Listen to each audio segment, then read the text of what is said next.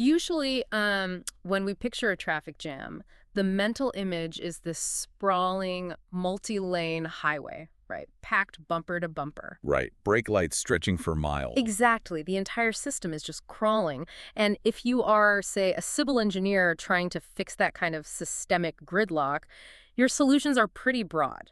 You'd have to add more lanes or, adjust the speed limits miles back at the origin point. Yeah, or meter the on-ramps to improve the overall flow from point A to point B. Because you're addressing a systemic failure of volume and velocity there, Hmm. the underlying assumption is that the entire pathway is compromised. Right. It requires a global intervention.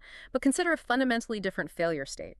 Imagine that same multi-lane highway is operating flawlessly. Okay. Vehicles are cruising at optimal speeds, the asphalt is totally clear, and the systemic flow is perfect. But right at the end of the journey, directly at the single off-ramp you need to take, someone has dropped a 2-ton concrete barricade. So one single vehicle is just wedged sideways in the exit lane. Precisely.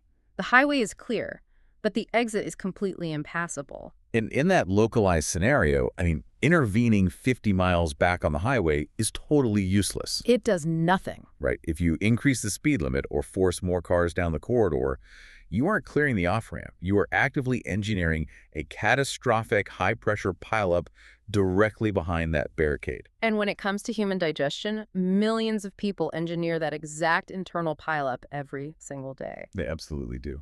So welcome to today's deep dive. We are basing our analysis on a really fascinating clinical breakdown from the YouTube channel Gutpedia. It's a great source. It really is. We're looking at a wildly misunderstood anatomical phenomenon, which is stool trapped at the absolute terminus of the digestive tract. Which is distinctly different from what most people think of when they hear the word constipation. Exactly. So our mission for this deep dive is to bypass all that generic catch-all advice about constipation. We want to focus entirely on the mechanics, the chemistry, and the physics of clearing that off-ramp. The clinical distinction here is so critical for you to understand. The medical community refers to this specific phenomenon as dyssynergia, or outlet constipation. Right. And treating it requires a complete paradigm shift away from how we handle standard slow transit constipation. So let's lay the physiological groundwork to really distinguish those two states.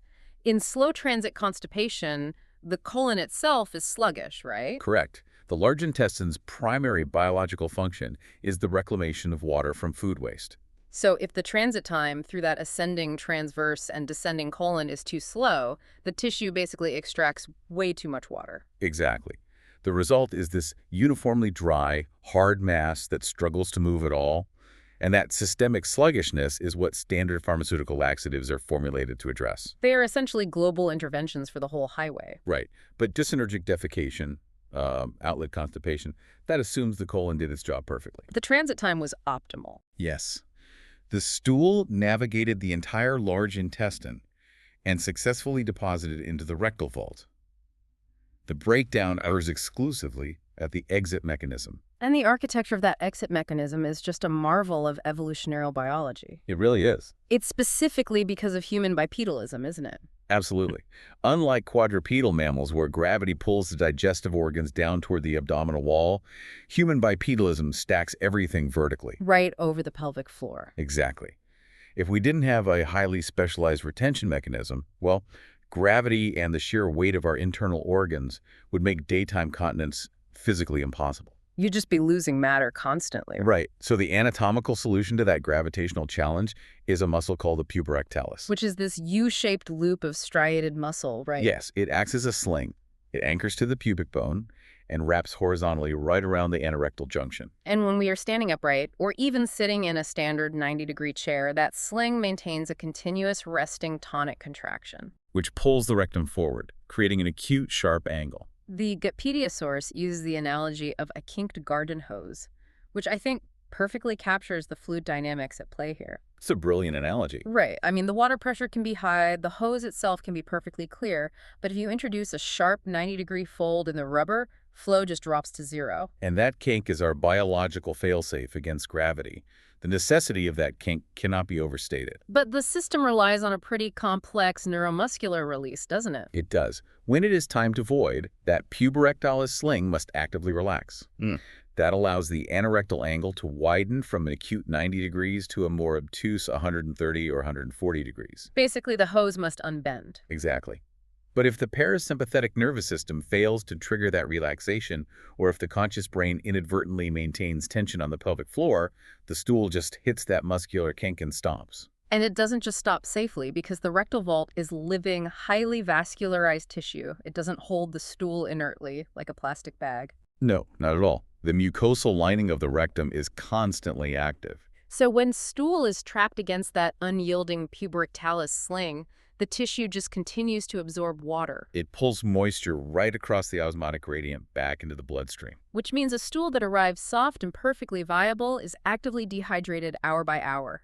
It transforms into this dense, desiccated plug, directly blocking the exit. And this is where human behavioral instinct severely exacerbates what is essentially a mechanical failure. Right, because when mechanoreceptors, in the rectum sense that hardened plug, our biological instinct is to increase intra-abdominal pressure. We push, we bear down. It's the equivalent of seeing the kink in the garden hose and running back to the spigot to crank the water pressure to maximum. Which is absurd when you think about it. You aren't unfolding the hose. You are just massively increasing the hydrostatic pressure against the structural blockade. And the clinical consequences of that sustained pressure are significant, aren't they?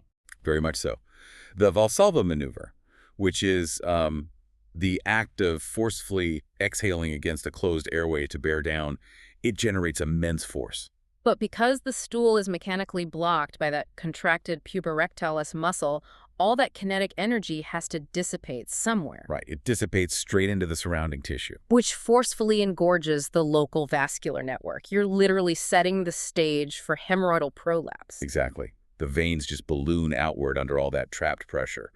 Or the sheer mechanical friction of attempting to extrude a desiccated plug tears the epithelial lining. Creating an anal fissure, you are essentially brute forcing a physiological deadlock. And to resolve this deadlock safely, we have to look closely at the pharmacology of over-the-counter interventions. Because the most common consumer reaction is to immediately reach for a stimulant laxative, like Senna or Basacadel. Which is absolutely the wrong tool for this specific job. Why is that? Because these agents function by irritating the mucosal lining of the entire gastrointestinal tract.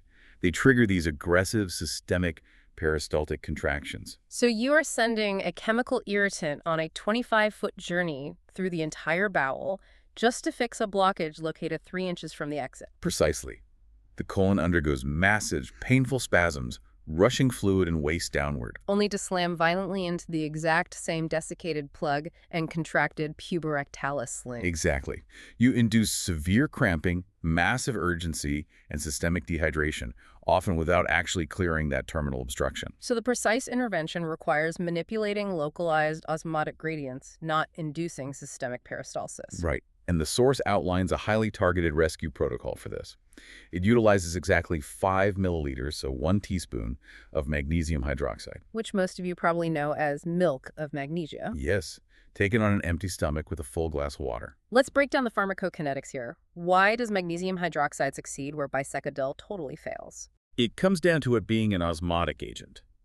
This means it relies on the fundamental physics of water moving across semi-permeable membranes to balance solute concentrations. Okay, so in plain English, magnesium hydroxide is poorly absorbed by the intestinal tract itself, right? Right. It travels all the way down to the colon, largely intact, carrying a heavy solute load. And when it finally reaches the distal colon and the rectum, what happens? It alters the osmotic pressure within the bowel lumen.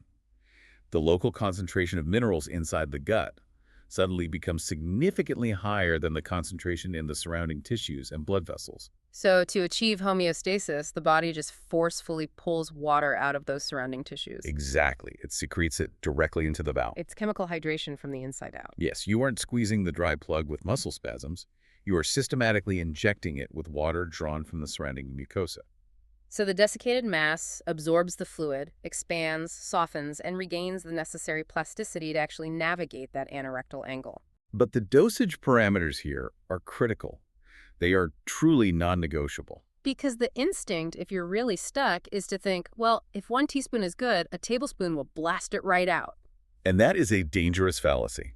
Exceeding the 5 milliliter threshold transitions the treatment from a localized, gentle osmotic softening to a massive systemic fluid shift. Right. Flooding the lower intestine with excessive magnesium causes a huge volumetric expansion of liquid. Which results in violent osmotic diarrhea and really dangerous electrolyte depletion. And beyond just the localized cramping, we have to consider the renal clearance of magnesium, right? Absolutely. The kidneys are responsible for filtering excess magnesium from the bloodstream. And even though magnesium hydroxide is poorly absorbed, some of it definitely does enter the systemic circulation. Right. So if a patient consumes a tablespoon or more, especially someone with, say, kidney disease or underlying renal insufficiency, the kidneys cannot clear the mineral fast enough. Leading to a clinical state of hypermagnesemia. Yes, elevated serum magnesium. It actually depresses the central nervous system and interferes with cardiac conduction. Wow. It can cause profound hypotension, lethargy, and in severe cases, dangerous heart arrhythmias. So that strict 5 milliliter dose is engineered to be a precision strike. Just enough solute to trigger a localized osmotic shift in the rectum without overwhelming your renal clearance mechanisms. Exactly. Now, for an even more targeted approach that bypasses gastric emptying entirely, the source also highlights the glycerin suppository. Right, because by introducing the osmotic agent directly into the rectal vault, you initiate that fluid shift immediately upon contact. Yes, the localized hyperosmolar effect of the glycerin draws interstitial fluid directly into the plug within 15 to 30 minutes. Completely avoiding the upper GI tract altogether. Exactly. But having pharmacologically softened the impaction, we must return to the structural anatomy. Because altering the consistency of the stool is only half the equation if that puborectalis muscle remains fully engaged. Right. The modern 90-degree seated toilet posture actively maintains that acute anorectal kink. It forces the newly softened stool to try and navigate a really sharp bend. And that 90-degree toilet is an incredibly recent, largely Victorian invention. We literally engineered a porcelain chair that perfectly traps stool inside us. We did. It was engineered for perceived dignity, allowing people to remain completely upright with uncreased clothing. But it completely ignored millions of years of hominid evolutionary biomechanics. Biomechanics, which, relied entirely on the deep squat for elimination. Because the deep squat naturally elevates the knees toward the chest. Right, which is the precise mechanical trigger required to fully release the puborectalis sling. But we can reverse engineer that optimal geometry, right? Using a 6 to 9 inch step stool. Yes. By elevating the feet until the knees are positioned definitively higher than the hips and incorporating a slight forward lean of the torso, we alter the pelvic tilt. That structural realignment shifts the anorectal angle from an acute 90 degrees to an open, unobstructed 130 to 140 degrees. The hose is physically unbent. But achieving the correct geometry is totally useless if the nervous system is still bracing against the movement. This is a crucial point. This is where the autonomic nervous system must be consciously manipulated. Because we have this deeply ingrained habit of the Valsalva maneuver, right? Holding the breath and tensing the abdominal wall. And doing that triggers a sympathetic nervous system response. The pelvic floor actually tightens to protect the internal organs from the sudden spike in pressure. It's the exact opposite of what most people were taught during potty training. It really is. To counteract that protective reflex, the protocol requires engaging the parasympathetic nervous system through targeted diaphragmatic breathing. So you focus on expanding the abdomen outward during a slow nasal inhalation. Yes, the diaphragm drops. This downward movement increases pressure gently, but the crucial step is actually the exhalation. Releasing the breath slowly through the mouth without actively pushing at all. It is a conscious relaxation of the transverse abdominis and the pelvic floor. You let the belly soften. And when that softened stool meets an unkinked anorectal angle and a fully relaxed puborectalis sling, the mechanical friction essentially drops to zero. Exactly. Gravity and the natural peristaltic wave of the rectum can clear the obstruction effortlessly. So once the immediate crisis is solved with magnesium and proper posture, the goal is to never have to do this again. Right. We cannot rely on osmotic rescues perpetually.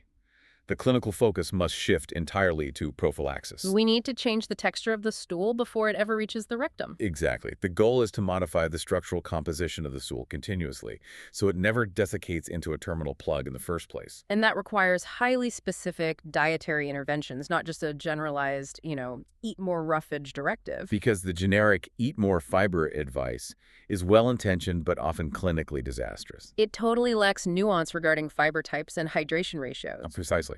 The Good source highlights 3 specific biologically active foods that actually alter stool morphology. The first one being 2 green kiwis consumed with the evening meal, and if possible with the skin on. Yes. The efficacy of the kiwi isn't just its soluble fiber content, though that's important. It's actually a specific proteolytic enzyme called actinidin. Actinidin is fascinating, isn't it? Because it actively cleaves peptide bonds in proteins. Right, which facilitates faster, more efficient gastric emptying and upper GI digestion. But more importantly for the lower GI tract, kiwi contains highly complex polysaccharides that exhibit exceptional water-holding capacity. They bind to water molecules so tightly that the colon's mucosal lining really struggles to extract the moisture. Ensuring the stool remains highly hydrated as it enters the rectal vault. And as you mentioned, the source notes the skin of the kiwi contains a massive concentration of these beneficial polysaccharides. So it's highly advantageous to consume the fruit whole if you can tolerate the texture. Exactly. Now, the second prophylactic intervention focuses on mucilage, specifically through the daily consumption of 1 to 2 tablespoons of ground flaxseed. And the distinction between whole and ground flaxseed is a vital pharmacokinetic detail, isn't it? It is entirely necessary. Whole flax seeds possess an incredibly resilient cellulosic outer hull. If ingested intact, they transit the entire gastrointestinal system without being broken down at all. Right, offering zero nutritional or mechanical benefit. They just pass right through.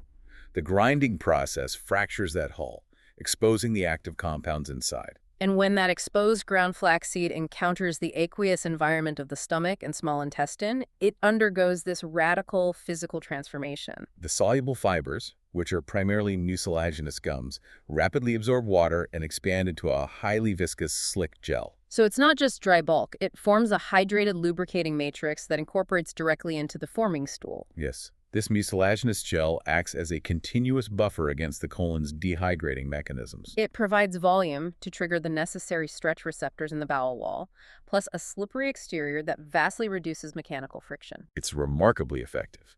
And the third pillar of the preventative protocol introduces a natural, slow-acting osmotic agent. 5 to 6 prunes, or a half cup of prune juice consumed in the evening. Right. While prunes do deliver beneficial insoluble fiber, their true clinical power lies in a naturally occurring sugar alcohol called sorbitol. Because human enterocytes, the absorptive cells lining the small intestine, they are highly inefficient at transporting sorbitol across the cell membrane, right? Exactly.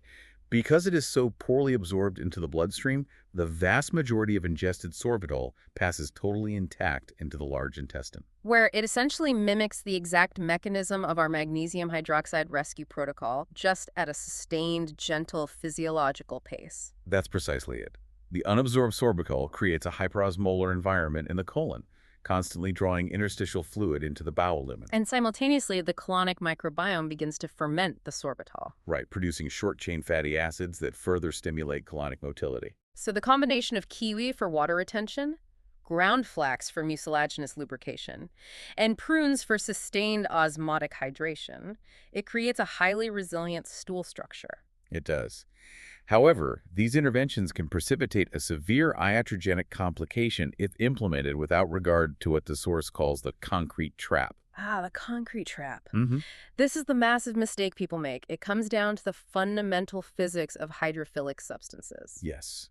Fiber, particularly soluble fiber, absolutely requires an aqueous solvent to function. If you drastically increase your intake of flax, bran, or chia, but fail to match that intake with massive fluid consumption, you are essentially pouring dry cement powder into your colon. That is an incredibly accurate analogy. Mixing cement powder in a bucket without the hose doesn't make things flow. It makes a rock. Right. The hydrophilic fiber acts like a sponge, aggressively pulling in whatever trace moisture exists in the gut. And once that ambient moisture is depleted, the fiber crystallizes into an incredibly dense, impenetrable matrix. It forms a mass that is infinitely more difficult to pass than standard dehydrated stool. It completely obstructs the rectal vault and often requires medical disimpaction. So the physiological absolute here is that a target of 25 to 30 grams of daily fiber must be perpetually supported by a minimum of 6 to 8 large glasses of water. And that scales upward based on ambient temperature and diaphoresis, or sweating. Without the solvent, the fiber is the blockade. Furthermore, jumping in too fast is a huge error. The colonic microbiome requires temporal adaptation, doesn't it? Yes. The billions of bacteria responsible for fermenting these complex polysaccharides cannot exponentially multiply overnight, So introducing large volumes of novel fiber abruptly just overwhelms the existing flora. resulting in aggressive, uncontrolled fermentation.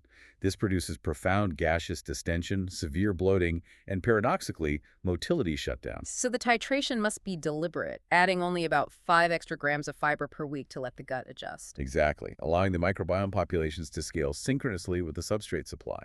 But even with perfect structural geometry, perfect osmotic balance, and perfect dietary titration, there's a neurological component to this traffic jam that we often ignore due to our busy lives. The entire system is governed by a neurological reflex arc that modern humans actively, continually suppress. This is the concept of honoring the urge, right? Yes, the defecation reflex relies on a highly sensitive afferent nerve pathway. When stool drops into the rectal vault, the physical expansion of the tissue triggers mechanoreceptors. Stretch receptors, exactly, embedded in the muscular wall. Yeah. These receptors fire an action potential via the pelvic splanchnic nerves right to the sacral region of the spinal cord. And the spinal cord immediately relays that signal up to the cerebral cortex, which we consciously interpret as the physical urge to void. Simultaneously, an efferent signal is sent back down to the internal anal sphincter, causing it to involuntarily relax and sample the contents. It's this brilliant, immediate neurological loop designed to initiate emptying the very moment the holding chamber reaches capacity. The biological imperative is to respond to that urge instantly, relaxing the voluntary external sphincter and the puborectalis sling. But societal conditioning demands that we override the autonomic nervous system. We prioritize a Zoom meeting over a fundamental biological reflex. Right. We endure long commutes, back-to-back professional meetings, or social environments where responding to the reflex is deemed inappropriate. So we consciously contract the external sphincter and force the stool to remain in the vault. And the nervous system exhibits neuroplasticity. If you consistently suppress the sacral reflex arc, the threshold for activation actually changes. The stretch receptors downregulate their sensitivity. The brain begins to filter out the afferent signals as background noise. You literally lose the acute sensation of the urge, allowing the stool to sit in the highly absorptive rectal vault for hours or even days, completely unmonitored. It is the systemic desensitization of the pelvic floor. And the longer the stool resides in the vault, the more water the mucosa extracts. Perfectly setting the stage for the concrete plug and the dysenergic blockage. Right. Reversing this requires conscious behavioral retraining.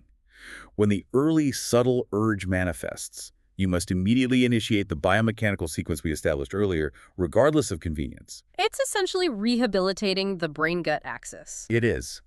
But while we are deeply focused on resolving these functional mechanical blockages, we must maintain acute clinical vigilance. Because the gut pediosource explicitly delineates severe medical red flags that can masquerade as benign constipation. But actually indicate profound, potentially life-threatening systemic pathology. These red flags require an immediate deviation from behavioral or osmotic management. They mandate comprehensive gastroenterological investigation, the most prominent indicator being hematochezia or the presence of macroscopic blood in the stool. And we really must differentiate between local trauma and upper gastrointestinal bleeding here. Right. A microscopic tear in the anal epithelium from a desiccated plug will present as bright red streaks on the surface of the stool or on the tissue. Which, while requiring care, is a superficial mechanical injury. The critical alarm bell is blood that is physically integrated into the matrix of the stool itself, or blood that is dark and tarry, known as melena.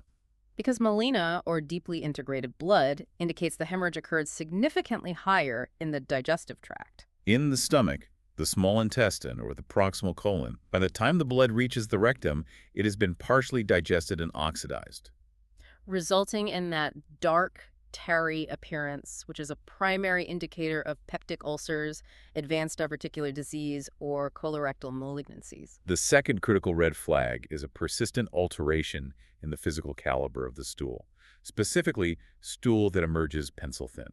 Right, because if the stool's fully hydrated and the puborectalis sling is relaxed, yet the stool remains highly attenuated, we are no longer looking at a functional pink at the exit. We are looking at a structural stricture higher up the pipe. A stricture being a physical narrowing of the colonic lumen. Yes, this can be caused by extensive scar tissue from chronic inflammatory bowel disease, such as Crohn's disease. Or by the presence of a growing intraluminal mass, like a polyp or a tumor, that is physically occluding the pathway and forcing the stool through a severely restricted aperture. Another major red flag is the sudden, unprovoked onset of severe constipation, particularly in a patient over the age of 45. Because if an individual has maintained predictable, regular bowel habits for decades and suddenly experiences profound dysmotility without any alterations in diet, hydration, or pharmacological intake. The assumption cannot be functional dyssynergia.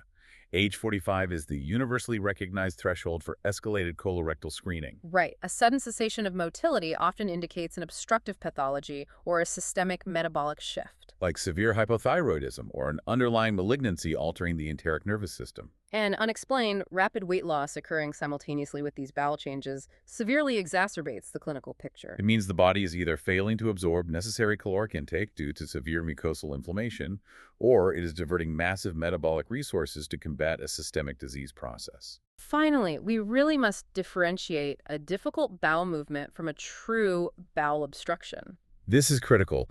If a patient experiences intractable constipation coupled with severe abdominal pain, vomiting, and most critically, the absolute inability to pass flatus, meaning gas. The bowel is totally occluded. When gas cannot pass, the highway isn't just jammed, the bridge is completely out. Exactly.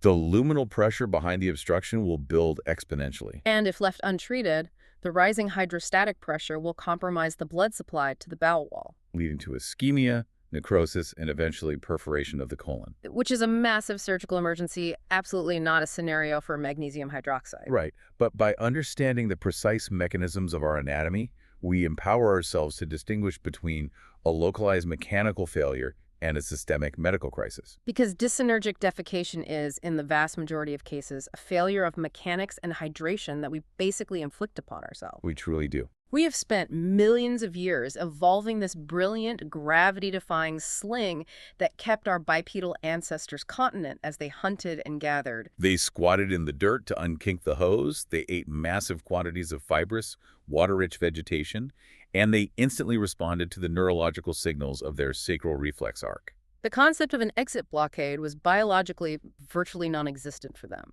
Yet we traded that intricate physiological harmony for the artificial dignity of a 90-degree porcelain chair. We stripped the mucilage and soluble fiber from our highly processed diets, we chronically dehydrate our interstitial tissues, and we train our cerebral cortex to actively ignore the fundamental stretch receptors of our own organs. All so we can sit in another hour-long meeting. Exactly. We built the concrete barricade at the off-ramp with our own lifestyle. But the biology hasn't changed. No, the physics of the anorectal angle, the chemistry of the osmotic gradient, and the neurology of the pelvic floor are exactly the same as they were 100,000 years ago. So the next time you find yourself stuck at the off-ramp, you have to ask yourself, are you going to keep cranking up the pressure against a closed system, or are you finally going to work with your own anatomy? Stop fighting millions of years of evolution, unbend the hose, and let the physics do the work.